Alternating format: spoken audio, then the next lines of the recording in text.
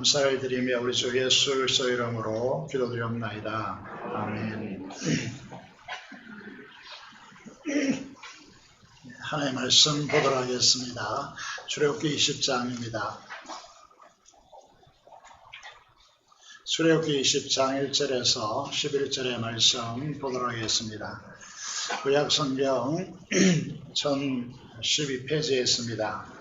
출애굽기 20장 1절에서 11절의 말씀 봉독하도록 하겠습니다. 자, 읽도록 하겠습니다. 하나님이 이 모든 말씀으로 말씀하여 이르시되 나는 너를 애굽 땅 종되었던 집에서 인도하여 낸 내 하나님 여호와니라. 너는 나 외에는 다른 신들을 내게 두지 말라. 너를 위하여 새긴 우상을 만들지 말고 또 위로 하늘에 있는 것이나 아래로 땅에 있는 것이나 땅 아래 물속에 있는 것에 어떤 행상도 만들지 말며 그것들에게 절하지 말며 그것들을 섬기지 말라. 나 내 하나님 여호와는 질투하는 하나님인즉 나를 미워하는 자의 죄를 갚되 아버지로부터 아들에게로 3, 4대까지 이르게 하거니와 나를 사랑하고 내 계명을 지키는 자에게는 천대까지 은혜를 베푸느니라. 너는 네 하나님 여호와의 이름을 망령되게 부르지 말라. 여호와는 그의 이름을 망령되게 부르는 자를 죄 없다 하지 아니하리라. 안식일을 기억하여 거룩하게 지키라. 엿새 동안은 힘써 내 모든 일을 행할 것이나 일곱째 날은 내 하나님 여호와의 안식일인즉 너나 내 아들이나 내 딸이나 내 남종이나 내 여종이나 내 가축이나 내 문 안에 머무는 객이라도 아무 일도 하지 말라. 이는 엿새 동안에 나 여호와가 하늘과 땅과 바다와 그 가운데 모든 것을 만들고 일곱째 날에 쉬었음이라. 그러므로 나 여호와가 안식일을 복되게 하여 그날을 거룩하게 하였느니라.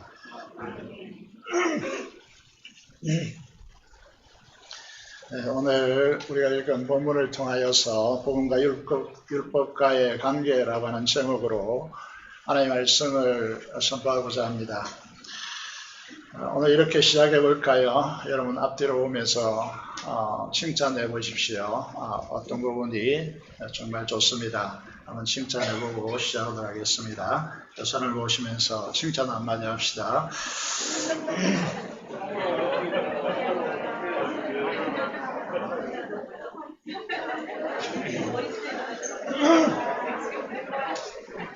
됐습니다. 네.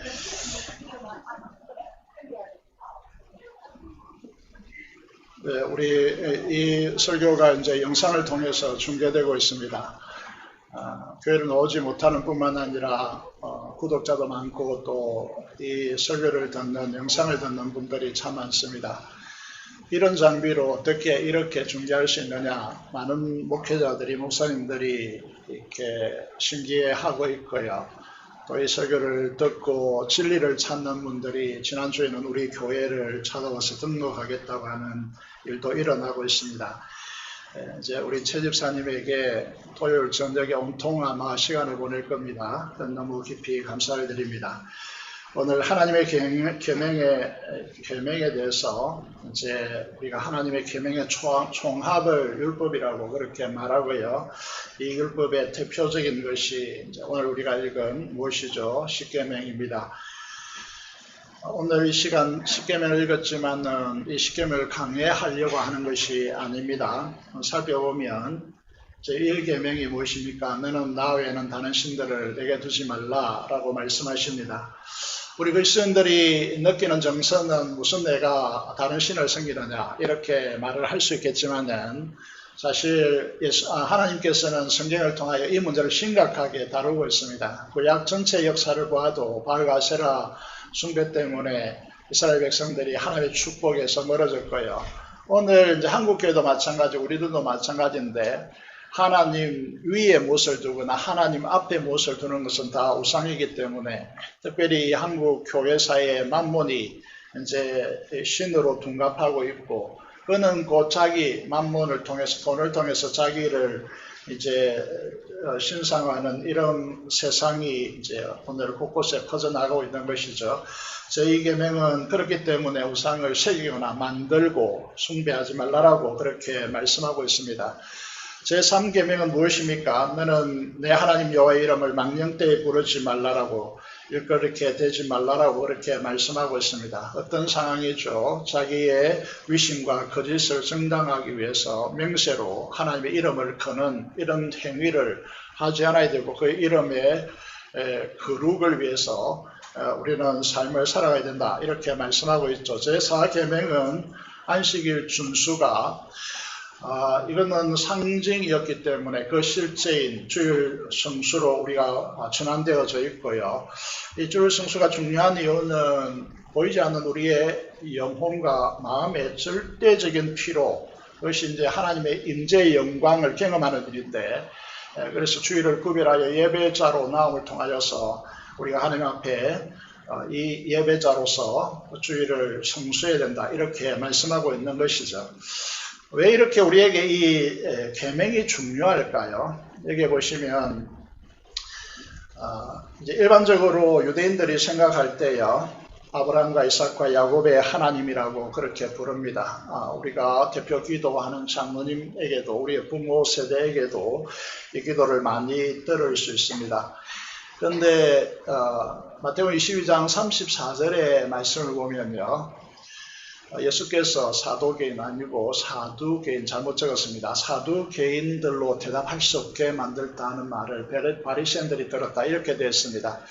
사두개인들은 부활을 믿지 않습니다. 그래서 치수제라고 하는 행위 죽으면 그 아내를 통하여 행위의 자손을 이제 계속 이양시켜야 된다는 그런 제도가 유대인들에게 있는데, 그 제도를 통하여서 부활이 없다라고 하는 것을 예수님께 확정시키기 위해서 이 문제를 끄집어내었습니다. 그래서 예수님께서 사두개인들에게 이렇게 대답합니다. 너희가 지금까지 고백하고 있는 아브라함과 이삭과 야곱의 하나님의 의미가 뭐냐는 것이죠.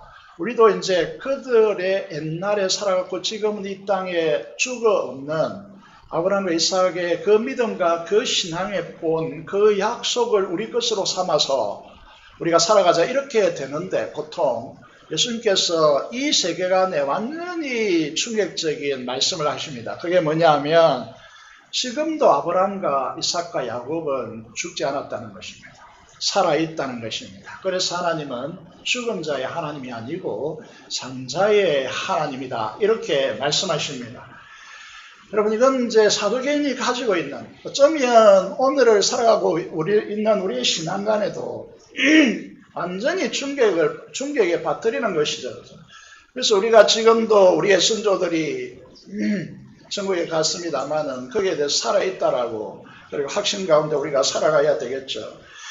이 사건이 있은 뒤에 이제 바리새인들이 모였습니다. 이제 바리새인들이 모여서 예수님께 찾아갑니다. 그래서 예수님을 시험하여 묻되 이렇게 됐죠. 선생님, 랍비라고 하는 율법의 선생이란 말입니다. 율법 중에서 어느 계명이 큽니까? 라고 그렇게 묻습니다. 율법에 사자라고 붙었으니까 전문가라고 하는 것이죠.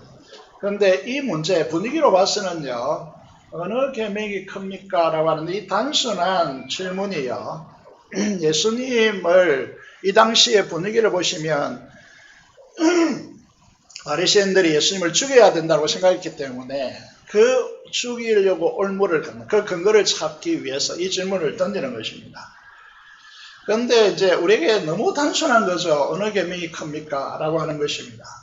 우리가 오늘 읽은 이 십계명, 이 대신 계명이 있고 또 대인 계명이 있습니다만은, 이 축약에서 이제 우리가 생각해 보면 다른 신들을 두지 말라, 우상을 세력에는 섬기지 말라, 세 번째 하나님의 이름의 명예를 추락시키지 말라, 혹은 주일을 성수하라, 이 네 가지 계명 중에서 어느 계명이 크다고 생각합니까? 우리는 이제 단순하게 대답하면 되죠. 그야 뭐 1계명이 아니겠습니까? 이렇게 대답하면 되는데, 이 문제가 왜 이렇게 어려운 대답이 되고 있을까요? 우리의 이제 삶으로 가져와도요, 이것이 단순한 문제가 아니라는 것을 알 수 있습니다.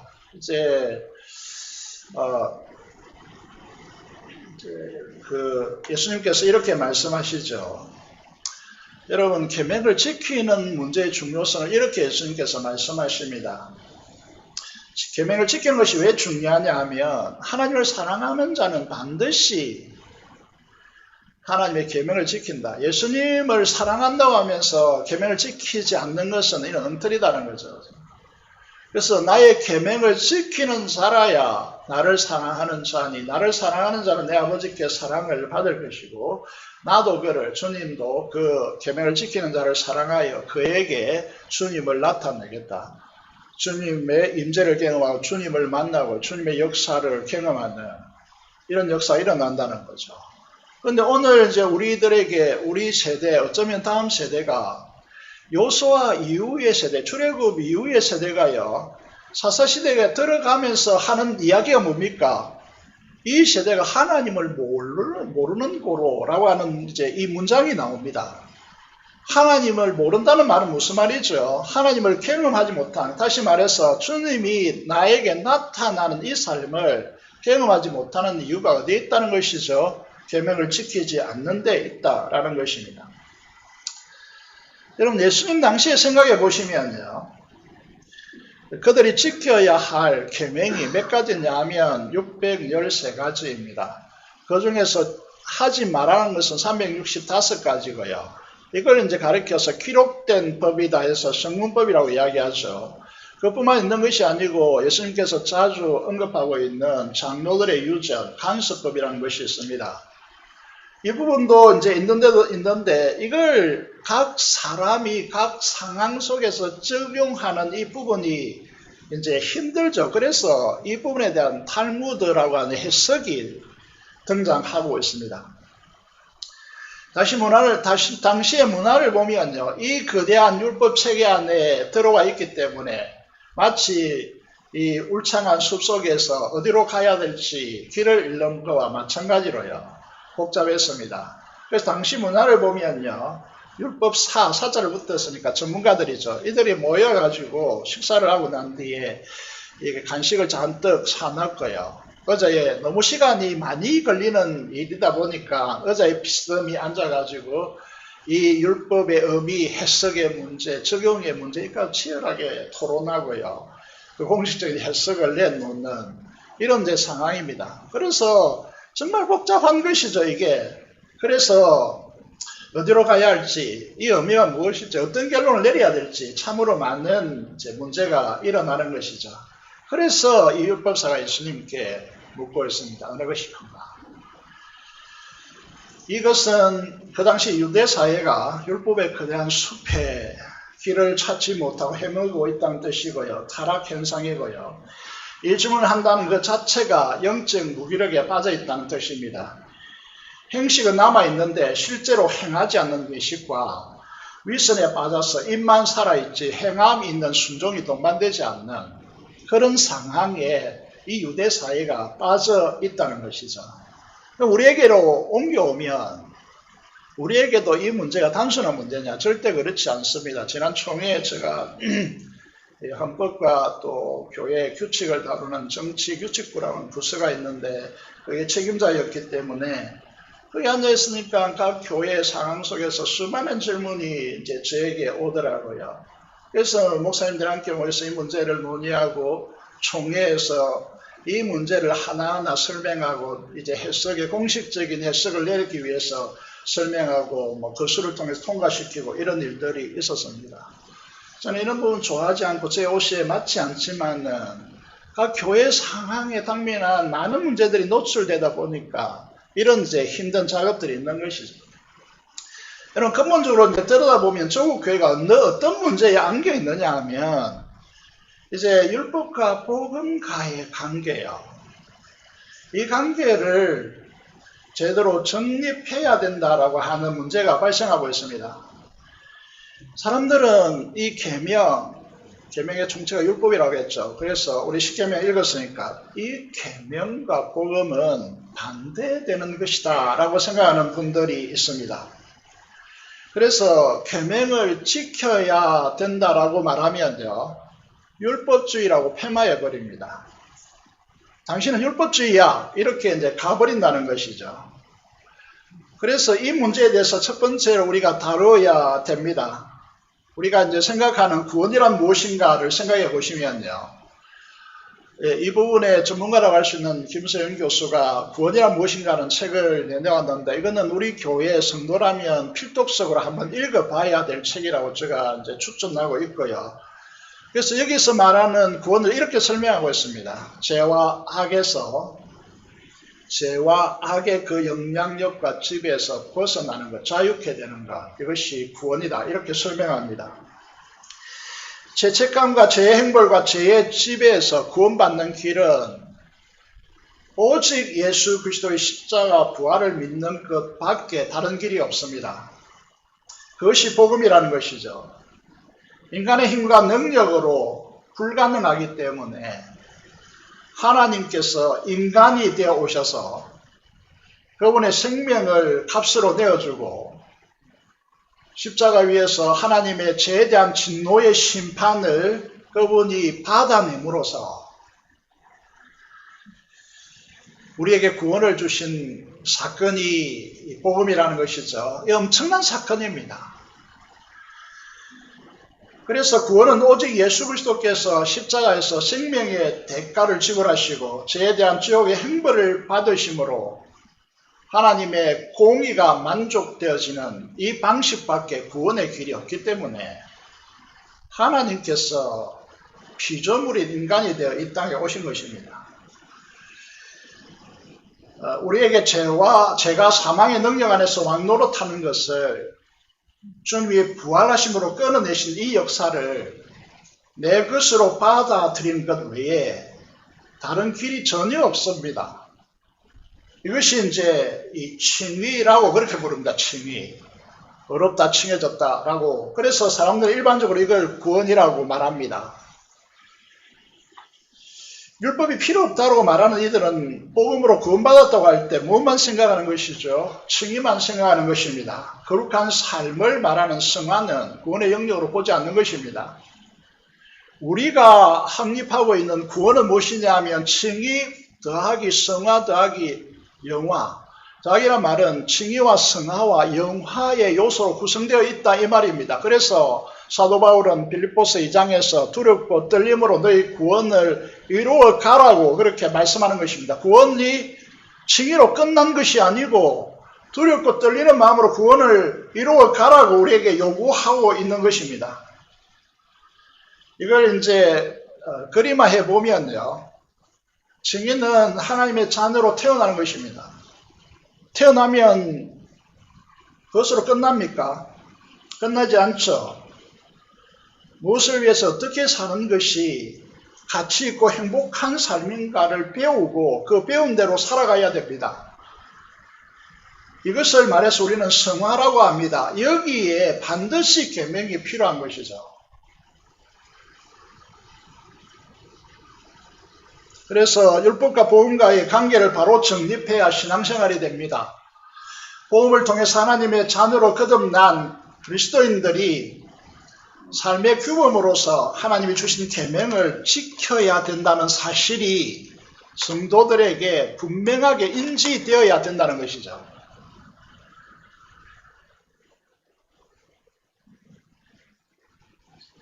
그래야 거룩과 영광을 누리고 그것을 드러내는 삶을 하나님의 자녀답게 살아갈 수가 있는 것입니다. 이것이 강조되지 않다 보니까 한국 교회와 우리가 어떻게 변질되어집니까? 교회 안에서 자기가 주인 되어서 군림하려는 마음으로 말씀이 아닌, 계명이 아닌 자기 속에 내 옳은 대로 주장합니다. 큰 소리칩니다. 자기 주장 의지로 말씀을 반하는 행동을 하고서도 그것이 죄인 줄 모릅니다. 왜? 그에게 계명이 없기 때문에. 그래서 그리스도가 드러나야 할 그 자리에 이기적 탐욕, 자기 주장 의지로 물든 사람이 드러납니다. 이 현상을 가리켜서 그건 벌써 그리스도인으로서 맛을 잃었다. 소금으로서의 맛을 잃었다. 이렇게 표현하는 것이고요. 그래서 이 사람들은 이기주의화되었기 때문에 하나님의 영광의 복음의 빛을 자기를 위해서 비춰야 되는데 말 아래 가두어 버리는, 숨겨버리는 그런 이제 상황이 되는 것이죠. 이제 이 요즘 기독교 부패와 타락 현상으로 요즘 무엇을 강조합니까? 다시 우리가 어릴 때 들었던 이 중간에 복음이라고 하는 복음이 교회를 변화시켜 놓았는데 다시 이 복음이 이상한 형식으로 변질되었기 때문에 지금 많은 교회의 설교를 들어보면 알겠지만은요, 많은 사람들이 지금 다시 모이는 공간에 그런 교회, 지금 현재 코로나 시국에서 성장하는 교회의 설교를 들어보면요, 바르게 살라라고 설교하고 있습니다. 바르게 살라.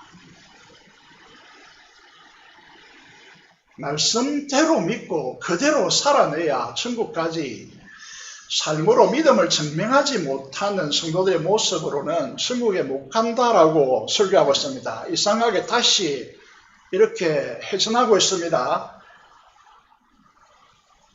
그런데 이런 방식의 바르게 살라는 이 방식은요, 진정한 변화와 성숙을 가져오지 못한다라고 하는 것입니다. 오히려 성도들에게 해야 되지만은 실제로 되지 않기 때문에 잔소리 같은 훈계를 듣는 방식이 되어져 버립니다. 여러분 자녀에게 계속해서 공부하라고 막 이렇게 하고 뭐라 하고 그렇게 하는데 공부합니까? 안 하죠. 그죠? 그래서 성도들은 이렇게 하소연합니다. 칭의는 복된 소식이지만은 성화는 아주 무겁고 고역스러운 짐을 안겨주는 달갑지 않는 소식으로 여깁니다. 그래서 칭의, 구원을 받기는 쉽지만은 거룩하게 살아내기는 참 어렵다라고 그렇게 호소합니다. 믿기는 쉽지만은 믿은 후에 엄청나게 많은 의무와 행함을 요구받고 있기 때문에 성도들에게 묻습니다. 여러분 행복하십니까? 주변에 시선이 있기 때문에 행복하다고 하지만 우리 속 내면에는 대다수 한 80-90% 우리 한국교회 성도들이 행복하지 못한 거예요. 행복하지 않습니다, 지금. 그래서 지금 한국교회는 복음, 율법, 이 이중적인 벽에 갇혀 있습니다. 그래서 성도들이 무기력해지고요, 체념하고 살아가고 있는 듯한 기쁨이 없는 거죠. 이 상황 속에 우리는 직면하고 있습니다. 정직하게 보셔야 됩니다. 이 문제를. 이 문제를 뚫지 않으면 우리 다음이 열리지 않기 때문에 중요한 문제입니다. 그러면 회복의 길은 어디에 있는가? 우선 예수님께서 율법을 도외시해서는 이 길이 없습니다. 마태복음 5장 중요하죠. 산상수훈이니까. 팔복음에 대해서만 이제 우리가 줄기차게 듣다 보니까 그 이후 잘 듣지 않죠. 17절, 18절에 보면 예수님께서 율법이나 선지자를 폐하려 온 것이 아니라 완전하게 하려 오셨다라고 분명하게 말씀하고 있고, 그리고 율법의 1.15이라고 하면 우리나라의 이제 기호를 보면 따옴표가 하나 있잖아요. 그게 이제 요타라고 하는 것인데, 그게 1점입니다. 1점. 그것도 없어지지 않고 다 이루리라고 그렇게 말씀하고 있습니다. 합산복음주의자들이 주장하는 것과 정반대죠. 간과할 수가 없는 문제죠. 19절을 보시면요, 이렇게 말씀하고 있습니다. 누구든지 이 계명 중에 지극히 작은 것 하나라도 버리고 또 그같이 사람을 가르치는 자는 천국에서 지극히 작은 자가 될 것이고, 누구든지 이를 행하며 가르치는 자는 천국에서 크다 일컬음을 받을 것이라고 말씀하고 있습니다.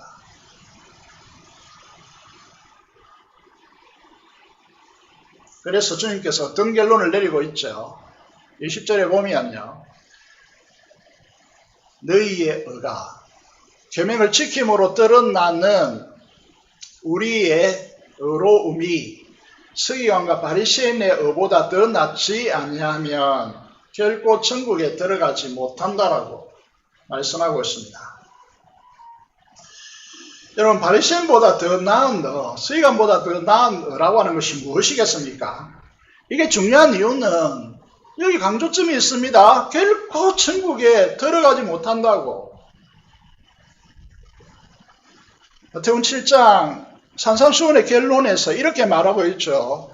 나더러 주여 주여 하는 자마다 우리는 다 주님을 부르고 있습니다. 그런데 다 천국에 들어가는 것이 아니다라고 말씀하고 있고, 다만 하늘에 계신 내 아버지의 뜻대로 행하는 자라야 천국에 들어간다라고 말씀하고 있습니다. 그렇다면 이 말씀 속에서요, 서기관 바리새인보다 더 나은 너라는 것이 무엇일까? 21절에서 마태복음 5장 21절 22절에 설명하고 있습니다. 아까 말씀드린 대로, 방금 전에 말씀드린 대로 옛 사람에게 말한 바, 이게 이제 체계가 그렇게 된다는 거죠. 성문법이 있고 간수법이 있고 장로들의 유전이 있습니다. 그리고 해석이 있습니다. 그게 다 옛 사람에게 말한 바가 된다는 거죠. 그게 뭐냐 하면 계명이라는 것이 살인하지 말라, 누구니 살인하면 심판을 받게 되리라 하였다는 것을 너희가 들었으나, 이제 바리새인과 서기관보다 더 나은 너를 주님께서 말씀하십니다. 나는 내게 이르노니 행자에게 대하여 분노하는 자, 라가라는 자는 무슨 뜻이죠? 평범한 욕설입니다. 쓸데없는 놈이라고 하는 뜻입니다. 그리고 미련한 놈이라 하는 자는 어디에 들어간다고요? 지옥불에 들어가리라고 말씀하고 있습니다. 여러분들이 생애를 살아오면서, 내가 예수님을 믿으면서 교회 다니면서 이보다 더 심한 욕을 한 적은 없습니까? 당연히 있죠. 저도 있습니다. 그렇다면 우리는 이게 천국에 들어갈 사람이 아니라 지옥불에 들어가는 고의 살인자라고 하는 것입니다. 두렵지 않습니까? 두렵잖아요. 보고만 있으면 되지, 무슨 계명 율법이냐, 율법 필요 없다고 하면 어떻게 되겠습니까? 형제를 향하여 이런 분노하고 욕을 하면서도요, 그걸 우습게 여기고 그게 무슨 살인이냐고 하겠죠. 그렇지 않으면 계명이 없으면 이게 죄인 줄 모르겠죠. 그렇게 되면 이 사람이 천국에 들어가겠느냐는 것이죠. 그래서 지금 이제 이게 이 값산보험자들이 계명이 필요 없다는 이 한국 교회를 향하여서요, 최근에 신학자들이 계속해서 소개하고 있습니다. 한 번 구원은 영원한 구원이 아니다라고 주장하게 되는 것이죠. 현재 대한민국을 보세요. 내가 살고 있는 아파트가 예를 들어서 4억에 구입했는데 8억으로 뛰었다고 칩시다. 10억으로 뛰었다고 칩시다. 그게 좋아할 일입니까? 아닙니다. 그게. 모두 다 뛰니까요. 그런데 이런 가정 거쳐서 떼돈을 벌 수도 있겠습니다만, 현재 대통령 차기 선거와 관련해서 하청대유 등장하는 정치인, 기자, 여러분 대법관, 특검, 변호사, 이들을 보면서 무슨 생각을 하고 있습니까? 우리가 그들을 비난할 수 없습니다. 우리의 심상이 다 그렇게 서려있기 때문에 한국 교회를 지배하는 만몬주의 정신, 이 심각성을 제발 좀 그리스도인들이 들여다보았으면 좋겠다. 정신 차렸으면 좋겠다. 부자는 천국에, 이런 부자가 천국에 들어갈 수 있나요? 주님은 결탄고 낙타가 바늘기로 들어가는 것보다 더 어렵다라고 못 받고 있습니다. 돈을 사랑함이 일만하게 뿌리가 되고, 자기 육신의 문제가 아닙니다. 자기 영혼을 찌르는 무슨 칼이 된다라고. 하나님, 이 계명 앞에 두려움으로 서는 그리스도인이 아니라면 천국에 어떻게 가겠습니까? 예수님을 시험하기 위해서 던진 이 율법사의 질문에 대하여서 주님의 답변을 보십시오. 답변을 보시면 단순한 답이 아닙니다. 1계명이 크다, 2계명이 크다, 이렇게 답변한 것이 아닙니다. 이 답변이 얼마나 중요하냐 하면, 우리에게요, 우리 교회를 구하고 조국교회를 구하고 우리의 젊은이들 구하는 핵심적인 말씀이 된다는 사실을 기억하셔야 된다는 것이죠. 예수님께서 이렇게 말씀하시죠. 우리가 대신 계명만 축약하여서 이 문제를 보겠습니다. 예수께서 이르시되 네 마음을 다하고 목숨을 다하고 뜻을 다하여 주 너의 하나님을 사랑하라 하셨으니 이 두 계명이 온 율법과 선지자의 강령이라고 했습니다. 한 계명은 대인계명, 이웃에 대한 계명은 제가 생략했습니다. 오늘 시간 관계상 생략했습니다. 자, 이 두 계명이요, 온 율법과 선지자의 강령이니라, 이 말은 잘 몰라도 어떤 이제 정서가 우리가 느껴지냐 하면, 아, 이것이 성경이 말하고자 하는 전부이구나, 이렇게 느껴지죠. 그런데 여기에 보면 우리가 성경을 읽을 때 이 강령이라는 말이 좀 어렵잖아요. 한자어서 강령이라는 부분을 보시면요. 국어사전에 이렇게 되어 있습니다. 정당이나 노동조합과 같은 단체의 기본 입장, 방침, 규범 등을 밝히거나 어떤 운동의 순서나 전략 따위를 요약해서 열거한 것이다. 예를 들면 우리 정당의 강령은 자유민주주의 실현을 기본으로 한다, 이런 것이라는 것이죠. 두 번째 정의는 이렇습니다. 어떤 일의 기본이 되는 큰 줄거리다, 이렇게 되어 있습니다. 이것이 어렵죠. 그래서 이제 젊은이들의 영어적 감각을 보면 코드가 맞다, 이런 용어를 써서 코드가 맞다. 요즘 또 유행하는 단어 중에 하나 플랫폼이라고 하는 단어를 씁니다. 이런 단어로 설명되고 있다, 이렇게 말하는 것이죠. 이 플랫폼의 영어는 의미는 정거장 뭐 이런 뜻인데 정강 정책을 말하는 것으로 해석되어지고 있습니다. 자, 우리 교회도요, 재건교회도 3대주의 5대 강령이라는 것이 있습니다. 들어보셨는지 모르겠지만은 그 중에서 오늘 강령과 관련해서 5대 강령을 보면 이렇게 이제 책에 써 있습니다. 재건교회 그 기본 입장이나 방침, 운동 규범을 말하는 것이다. 그게 5가지가 있는데 왜 재건이라는 단어를 쓰느냐라고 하면요, 우리는 시대를 좀 보셔야 됩니다. 일제시대에 또 돌아갔냐 하겠지만은요, 그때 계속해서 반복되는 대로 신사를 참배하고 천조 대신의 이름으로 세례를 받고, 이게 기막힌 사건이 한국교회에 자행됐단 말이죠. 거기에다가 우리가 예배를 이렇게 드리고 있지만은요, 일제시대 예배는 어떻게 됐죠? 여기에 신사 모형을 갖다 놓고 천조 대신이나 황실을 위해서요, 황제를 위해서 정몰한 그 위령들을 이제 먼저 그들에게 예배하고 그 다음에 하나님께 예배를 드린 것이죠. 하나님 예배를 12시에 드렸는데 그 영향 때문에 우리가 지금 1시간 더 땡겨서 11시 예배를 드리고 있는 거 아니겠습니까?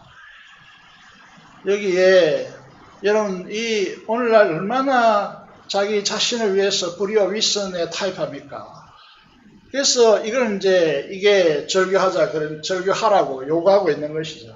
그 당시에 이렇게 한 사람들이요, 회개하라고 요구했지만 회개를 하지 않고 자기 주장 의지를 가지고 버틴 것이죠. 그래서 한국교회는 지금도 엉망진창, 이런 말을 잘 하지 말라고 어제도 말씀하셨는데, 여러분 이런 이제 한국교회의 상황이 왜 이렇게 되었냐? 계명을 무시했기 때문입니다.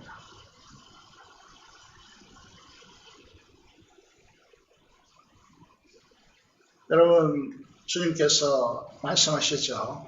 온 율법과 선지자의 강령이라는 것은 구원받아 다시 하나님의 자녀로 태어난 자들이 추구해야 될 삶의 절대적 규범이다. 구원받은 하나님의 자녀라면, 교회로 모여서 성도라면 이런 뚜렷한 부분이 이제 자리 잡고 특징화되어야 된다는 것이죠. 이게 플랫폼이죠. 한결같은 공동체, 코드가 동일해야 된다는 말이죠.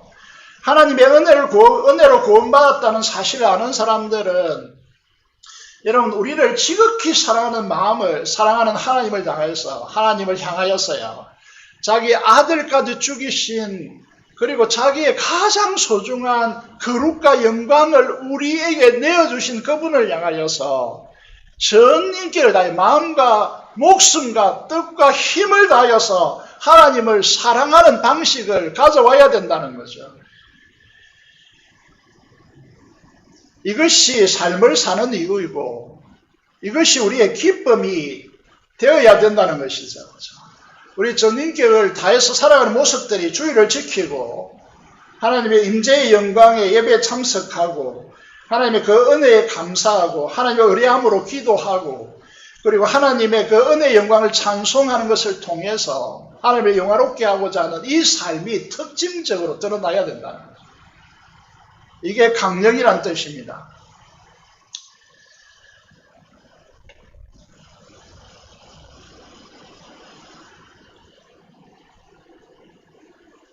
우리의 예배나 우리의 교제나 양육이나 은사적 봉사나 전도나 선교나 또 직장에서 청지기로 살아가는 이 삶의 영역에 있어서 하나님을 전 인격을 다하여서 사랑함으로 그 사랑과 기쁨과 열정으로 세상의 탐욕을 통하여서 군림하는 이 삶이 아닌 우리 안에 있는 거룩과 영광의 색깔을 드러내느냐, 이것이 주님께서 말하는 강령의 의미다라고 그렇게 말씀하고 있는 것이죠.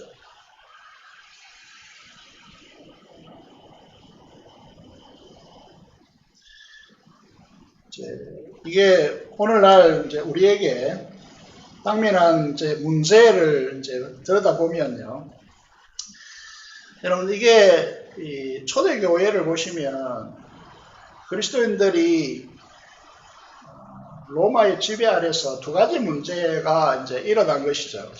그게 뭐냐면 로마에서 황제가 퀴리오스 주입니다. 그런데 그리스도인들이 황제를 주로 고백한 것이 아니고 오직 이 세상에 주는 그리스도밖에 없다라고 고백했기 때문에 대대적인 박해를 받았습니다. 그런 네로 황제 시대 때 왔어요. 네로 황제가 뭐 때문에 그런지 모르겠지만 술에 취해가지고 로마 시내를 불태우고 그림을 그리고 다시 도시를 세우고 싶었는지 모르겠지만은 로마 시민들이 그 책임을 네로 황제에게 이제 돌아오다 보니까 그 이제 시선을 다른 데로 올릴 수 있는 희생양이 필요했죠. 그게 그리스도인입니다. 이 그리스도를 어떻게 매도했느냐 하면 우리가 목숨 걸고 성찬을 가져야 되는 이유가 바로 이것인데, 이 성찬은 빵과 포도주를 먹고 마심으로써 실질적으로 주님의 살과 피를 먹고 마심으로 이제 우리가 우리의 영혼의 만나를 공급받는 것이죠. 그런데 이것을 이제 통하여서 이 집단은, 그리스도인이라고 하는 이 집단은 자기 자식을 잡아서 그 살을 먹고 그 피를 마시는 이 세상에 존재해서는 안 되는 극악무도한 집단으로 몰아가지고요, 그들을 체포해가지고 시민들의 그 들끓는 민심을 그쪽으로 돌렸습니다. 사자들의, 맹수들의 밥이 되게 하고요, 금투사들, 전쟁 영웅들에게 칼에 찔려 죽이게 만들고, 밤에는 어떻게 했으면 짱대 위에 이렇게 매달아 그의 기름을 붓고 밤을 밝히는 이제 불쏘시개로 만든 것이죠. 그런 상황 가운데요, 로마 지도자들은, 지도층들은 알았습니다. 이 그리스도인들이 어떤 사람인지, 어떤 사람들인지. 로마가요, 노예, 이 여자가 태어나면 거리에 버리고 이런 이제 문화 때문에요, 성적으로 굉장히 문란했습니다. 그런데 그리스도인들이 신실했던 것이죠. 그래서 이들의 자녀들은요, 로마 시민과 결혼하기를 원치 않았습니다. 그리스도인들과 결혼하게 한 것이죠. 그 결과는 뭐죠? 그 자녀들은요, 누굴 믿겠습니까? 하나님을 믿는 것이죠. 복음화가요, 로마 전체 복음화가 급속도로 300년 이내에 로마가 기독교화된 이유는 바로 여기에 핵심이 있습니다. 그런데 오늘 우리의 모습은 어떠냐는 것이죠. 오늘 우리 그리스도는 이 세상 속에서 어떻게 살아가냐는 것이죠. 저는 하나님의 백성들 중에서 가장 악한 사람을 어떤 사람으로 보느냐 하면 이기적인 사람으로 봅니다. 이기적인 사람. 자기밖에 모르는 사람으로 봅니다. 왜 그러냐 하면 하나님께서 아들까지 희생시켜서 우리의 영원한 복지를 다 이루어주시고 하나님께서만 가지고 계시는 거룩과 영광이라고 하는 이걸 우리에게 부여하셔서 하나님의 자녀되게 만들었는데, 그런 우리의 하나님의 사랑을 한다면요, 우리 자신을 위해서 산다. 그거는 이제 말이 되지 않는 구조라는 것이죠. 그래서 이게 예수님께서 구약 성경 율법을 마태복음 22장에서 이렇게 요약했습니다. 전인격을 다하여 마음과 목숨과 뜻을 다하여 하나님을 사랑하라. 둘째도 그와 같은 내 이웃을 내 몸과 같이 사랑하라. 예수님이 십자가에 죽기 전까지는요, 사랑의 모델이 자기였습니다. 자기처럼 이웃을 사랑하라는 것이었습니다. 그런데 예수님께서 십자가에 못 박히신 이후에는 이 사랑의 성격이 바뀌는 것이죠. 여러분, 지옥의 행벌을 받으시고 자기 생명을 값주고 자기를 죽이시면서 우리를 사랑하신 그 사랑이 모델이 되는 것입니다. 그래서 새 언약의 요구가 달라집니다. 새 언약이라는 것을 붙이는 것이죠. 내가 너희를 사랑같이 너희도 서로 사랑하라.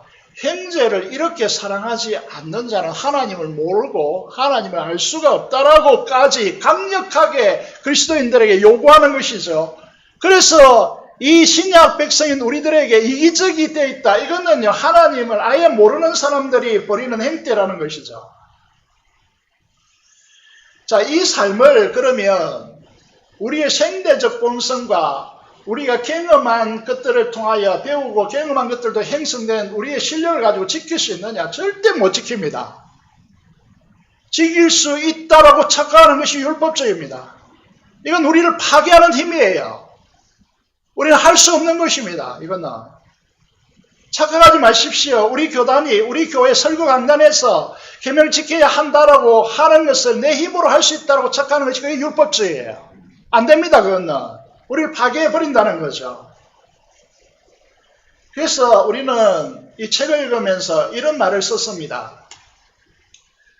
하나님을 위해서 살겠다라고 노력하는 것을 스탑하라, 중단하라고. 예수님을 위해서 살려고 하지 말라라고.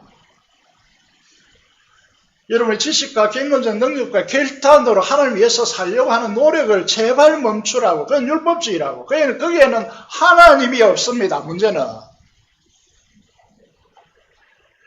시간 관계상 빠르게 좀 넘어가 보면요. 여기에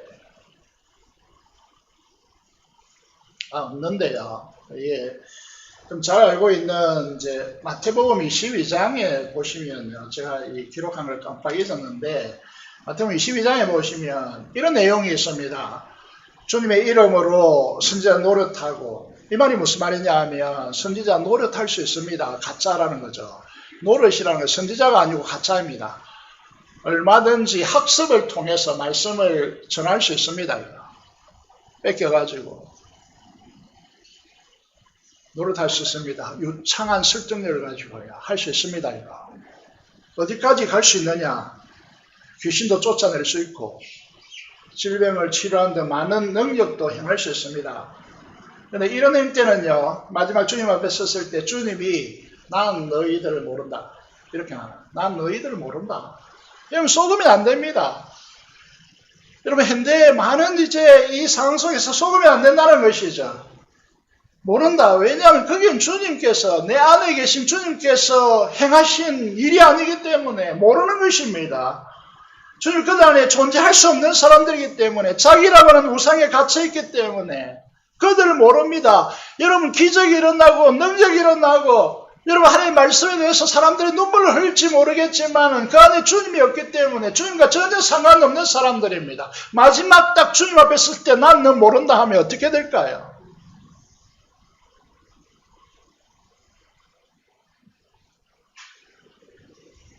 신앙의 핵심은 어디서 열립니까?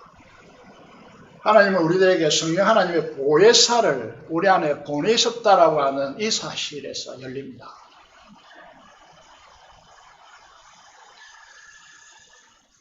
생애 본성으로 아무리 착하고 세상적으로 박사학위를 수백 개 가지고 있다 할지라도 그들의 인간적인 능력으로 아무리 출중하다 할지라도요. 하나님의 계명을 알 수도 없고 지킬 수도 없습니다. 절대 안 됩니다. 위선과 외수로 갈 뿐입니다. 따라서 우리가 고백해야죠. 내 능력과 의지가 아닌 하나님께서 최고의 선물로 보내주신 하나님이신 우리 안에 계신 성령 하나님의 도우심, 이 보혜사 성령을 믿고 신뢰하고 따라야 한다는 것입니다. 이게 결론입니다. 성령님은 우리 영혼과 마음에 감화 감동으로 말씀을 깨닫게 하십니다. 하나님의 뜻을 보이시고 인도하십니다. 여기에 자신을 내려놓고 전적으로 순종해야 됩니다.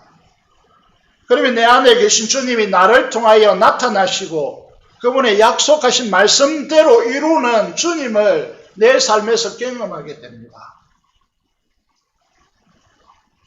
무슨 말인지 지금 알아듣고 있습니까? 알아듣고 있나요? 여기에 아멘을 걸어야 됩니다. 여러분 막 축복하고 여러분 잘한다 그러고 이런데 아멘을 거는 게 아니고요. 하나님께서 보내주신 최고의 선물인 성령 하나님의 역사에 내가 순복하겠습니다. 그래서 내 안에 계신 주님께서 나를 통해 드러나는 삶을 살겠습니다. 이게 나 외에 다른 신을 위에 있게 하지 말라는 의미입니다. 복잡한 것 같지만 하나도 복잡하지 않습니다. 내가 내 생내적 착함과 내 생내적 실력과 내 것으로 순종하려고 할 때 그는 수만 가지 오리무중이 되는 그런 현상이 일어나지만요. 성령 하나님의 역사 안에 있으면요. 너무나 단순해집니다. 우리 삶이. 예를 들어서 수술한 자매가 있습니다. 그 함께하는 분들이 수술한 기간 2주 동안에 제가 왜 한 번도 전한 분이 있습니까? 이렇게 물었을 때 한 번도 전한 분이 없었다고 하면 이런 방식으로 하는 것은 다 이게 율법주의입니다. 율법주의.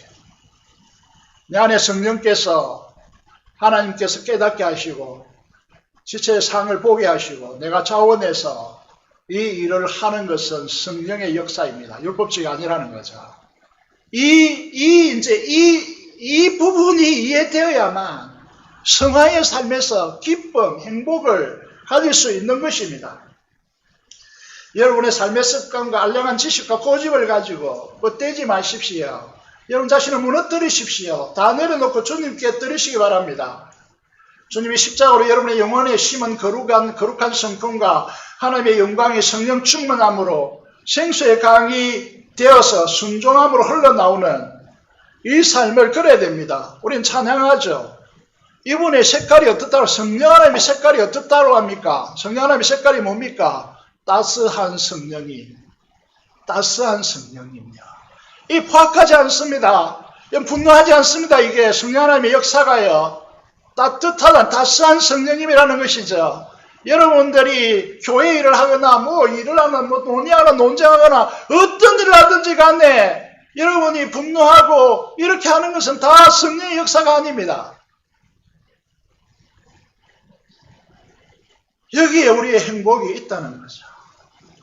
하나님께서 복음으로 우리의 마지막까지 다 보장해 놨습니다. 거룩과 영광으로 초대해 놨고 하나님의 그 창조적 능력으로 그것까지 반드시 끌고 가겠다고 했습니다.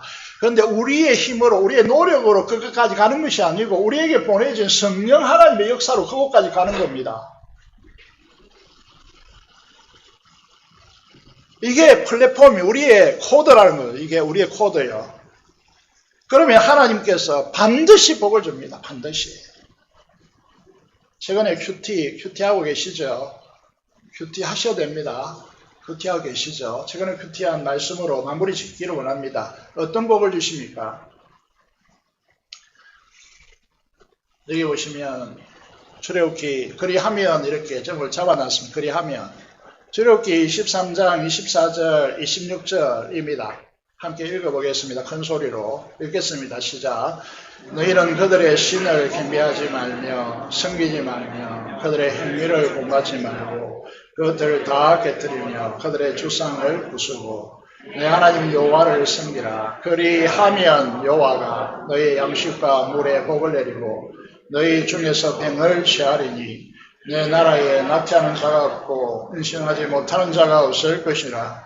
네가 너의 날수를 채우리라. 아멘. 그리하면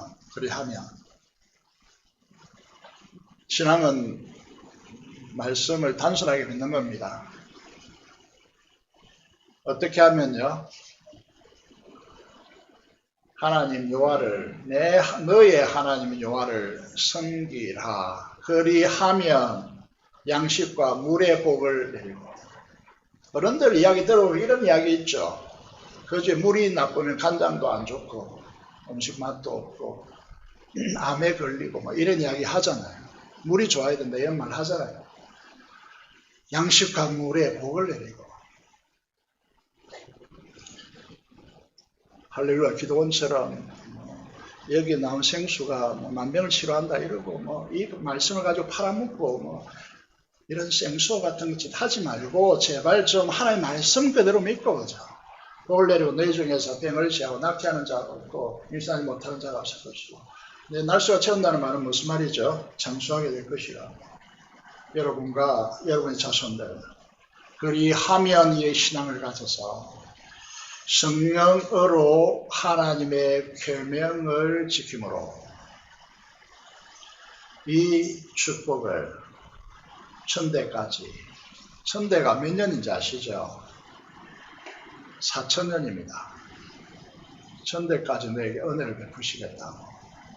여러분 자자후손이, 저는 여러분의 믿음보다 여러분 후손들의 믿음이 강성해야 된다라고 생각하는 사람이기 때문에 여러분 자손들의 믿음이 더 좋아지는 그런 축복이 여러분에게 임하기를 주님의 이름으로 축복합니다.